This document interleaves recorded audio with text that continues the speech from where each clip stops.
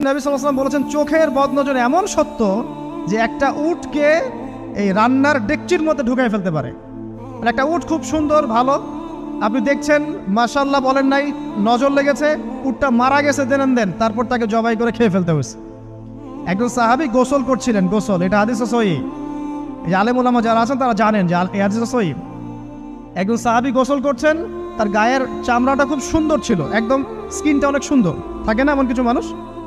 আচ্ছা, এখন আরেকজন সাহাবী এই গোসল দেখছেন দূর থেকে, দেখে বলছেন যে কি চমৎকার তার শরীরের রংটা, যেন কুমারী নারীর মতো, অনেকটা এমন একটা কথা তিনি বলেছিলেন। সাথে সাথে এই সাহাবী অজ্ঞান হয়ে পড়ে গেছে। কোন সাহাবী? যিনি গোসল করছিলেন। এটার আপনি কোনো ব্যাখ্যা দিতে পারবেন না তো, এখানে কোনো সায়েন্স দিয়ে বা মেডিকেল সায়েন্স দিয়ে আপনি কোনো ব্যাখ্যা করতে পারবেন না। একটা ব্যাখ্যা দিতে পারেন, কিন্তু কেন সেটা হলো সেটা আপনি অ্যান্সার খুঁজে পাবেন না।